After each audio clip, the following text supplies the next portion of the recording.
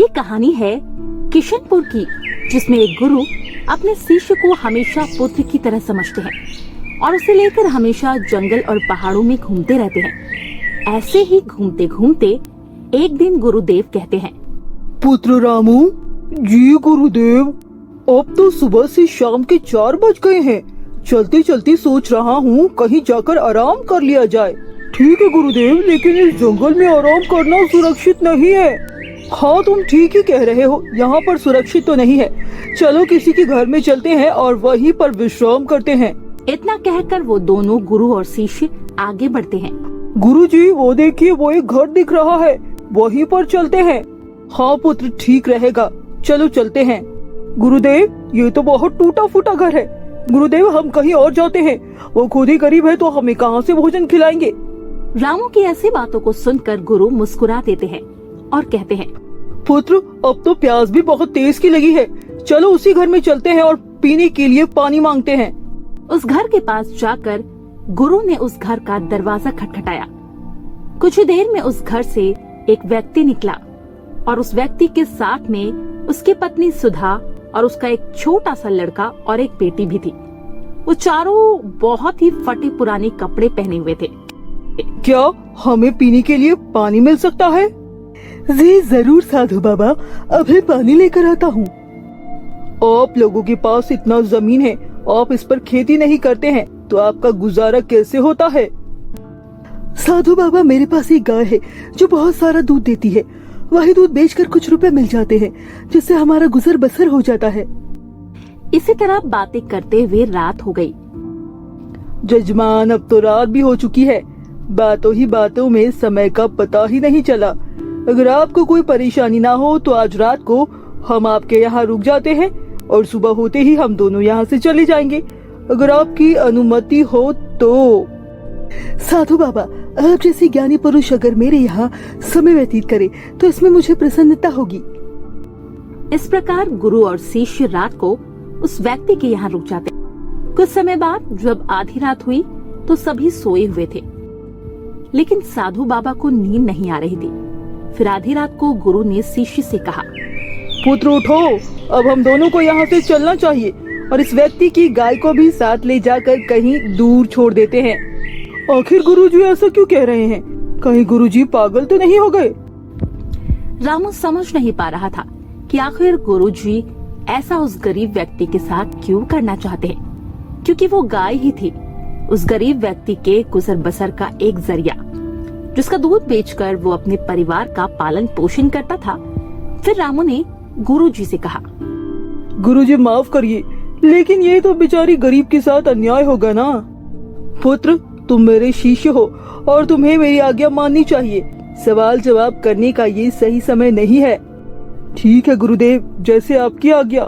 गुरु और शिष्य घर से बाहर निकलते हैं और उस गरीब व्यक्ति की गाय को अपने साथ लेकर चल देते हैं। गुरुजी, अब हम लोग तो उस झोपड़ी से बहुत दूर निकल आए हैं, इस गाय का क्या करें? पुत्र, इस गाय को अब यहीं पर छोड़ देते हैं और फिर अपने निज निवास की ओर चलते हैं। गुरुदेव उस गाय को ऐसी जगह ले जाकर छोड़ देते हैं जहाँ से वो गाय दोबारा उस घर में ना जा सके और उस गरीब व्यक्ति को वो मिल भी ना सके। लेकिन शिष्य की समझ में अब भी कुछ नहीं आ रहा था कि गुरुदेव ने उस बेचारे गरीब के साथ ऐसा क्यों किया। उधर उस गरीब व्यक्ति के सपने में गुरुदेव आकर कहते हैं, मैं तुम्हें जादुई वरदान दे रहा हूँ, तुम बहुत अमीर व्यक्ति हो जाओगे, तुम्हें किसी भी चीज की कोई कमी नहीं होगी। अरे भाग्यवान, उठो, हमारे घर साधु बाबा के रूप में भगवान आए हुए हैं। मुझे सपना आया है कि साधु बाबा मुझे जादुई वरदान दिए हैं। आज से हम लोग बहुत अमीर हो जाएंगे। उठो, चलो साधु बाबा के पैर पकड़ लेते हैं, उनकी सेवा करते हैं। इतना कहकर वो पति पत्नी उस कमरे में आते हैं जहाँ गुरु और शिष्य ठहरे हुए थे, लेकिन वहाँ पर उन्हें कोई भी नहीं मिलता। मुकेश जी, लगता है कि हम दोनों ने सुबह उठने में देर कर दी। साधु संत सुबह के 4 बजे ही उठ जाते हैं, अब तो 6 बज चुके हैं। साधु बाबा स्नान ध्यान करने गए होंगे, चलो घर के बाहर चलते हैं। इतना कहकर वो दोनों बाहर आते हैं तो दोनों देखते हैं, अरे भाग्यवान, न साधु बाबा है और न ही उनकी शिष्य और न ही मेरी गाय है।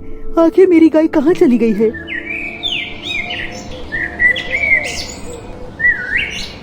5 साल बीत चुके थे, लेकिन शिष्य के मन में आज भी ये सवाल था कि आखिर गुरुदेव ने 5 साल पहले उस गरीब व्यक्ति के साथ ऐसा अन्याय क्यों किया। शिष्य ने सोचा, 5 वर्ष बीत चुके हैं, क्यों ना उस गरीब व्यक्ति से मिला जाए। 5 वर्ष पहले गुरुदेव उसकी गाय को बहुत दूर छोड़ दिए थे। बेचारा किस हाल में होगा। कुछ रुपए पैसों की मदद भी कर देंगे ताकि उसका जीवन कुछ हद तक सुखी हो जाए। ये सोचते हुए शिष्य उस व्यक्ति से मिलने चल देता है। जब शिष्य उस स्थान पर पहुंचता है तो वो वहां का दृश्य देखकर आश्चर्य। 5 सालों में इतना सब कुछ बदल गया। इन खेतों में तो बहुत सारे वृक्ष हैं और इनमें बहुत सारे फल लगे हुए हैं। टूटे फूटे झोपड़ी की जगह ये तो आलीशान घर बन चुका है। हो सकता है गाय के चले जाने के बाद वो गरीब व्यक्ति सब कुछ बेचकर यहाँ से चला गया हो और मुझे यहाँ से वापस चलना चाहिए। राम राम राम, कितना गलत किया था उस बेचारे गरीब के साथ गुरुदेव ने। शिष्य वहां से जाने ही वाला था, तभी उसकी नजर उस व्यक्ति पर पड़ती है। तब शिष्य उस व्यक्ति के पास जाता है और कहता है, शायद आप मुझे ना पहचाने, लेकिन 5 साल पहले मैं आपसे मिला था। मैं आपको कैसे भूल सकता हूँ। आप तो उस दिन बिना बताए ही मेरे घर से चले गए थे और उसी दिन मेरी गाय भी न जाने कहाँ चली गई, जो आज तक वापस नहीं आई। कुछ महीने तक तो मैं बहुत परेशान हुआ। कुछ समझ में नहीं आ रहा था कि मैं क्या करूँ, कैसे घर का खर्च चलाऊं, लेकिन जीने के लिए कुछ न कुछ तो काम करना ही पड़ता है। इसलिए मैंने लकड़ियों को काट कर बेचने का काम शुरू किया, जिससे अनाज बेचकर बहुत ज्यादा रुपए मिले। फिर उन रुपए से मैंने खेतों में बगीचे लगवाए। बगीचों में बहुत सारे फूल हुए और आज मैं इस नगर का बहुत बड़ा फलों का व्यापारी हूँ। आज मेरे पास धन दौलत एवं हर भौतिक सुख सुविधाएं हैं, लेकिन ये सब कुछ कभी ना हो पाता अगर वो गाय मेरे यहाँ से ना गई होती, क्योंकि गाय के कारण ही मैं कोई दूसरा काम नहीं करना चाहता था। लेकिन ये काम तो आप पहले भी कर सकते थे ना। हाँ, कर सकता था, लेकिन उस समय मेरा जीवन बिना मेहनत के चल रहा था। इसी कारण मुझे कभी भी इस बात का एहसास नहीं हुआ कि मैं कभी भी कोई दूसरा कार्य कर सकता हूँ। यही कारण है मैंने कभी कोशिश नहीं की। लेकिन गाय के चले जाने के बाद परेशानियां बहुत बढ़ाई। विपत्तियों ने चारों ओर से मुझे घेर लिया, लेकिन एक रास्ता बंद हो जाने पर ईश्वर दूसरा रास्ता तुरंत खोल देता है। बस उस व्यक्ति को उस नए रास्ते पर चलना आना चाहिए। आपने ठीक कहा। अभी भी अगर कोई परेशानी हमारे जीवन में आती है तो वो परेशानी हमें बहुत कुछ सिखा कर जाती है। जी हाँ, बस सिर्फ फर्क इतना है कि कुछ लोग उस परेशानियों से कुछ सीख कर नया करते हैं और बहुत आगे निकल जाते हैं, और कुछ लोग परेशानियों से ही हार कर बर्बाद हो जाते हैं। लेकिन मान्यवर, बर्बाद वही होते हैं जो मेहनत नहीं करना चाहते और जो परेशानियां में ही अटके रहते हैं और अपने भाग्य को और भगवान को कोसते रहते हैं। आपने बिल्कुल सही कहा। मैंने उन दिनों भी यही जाना।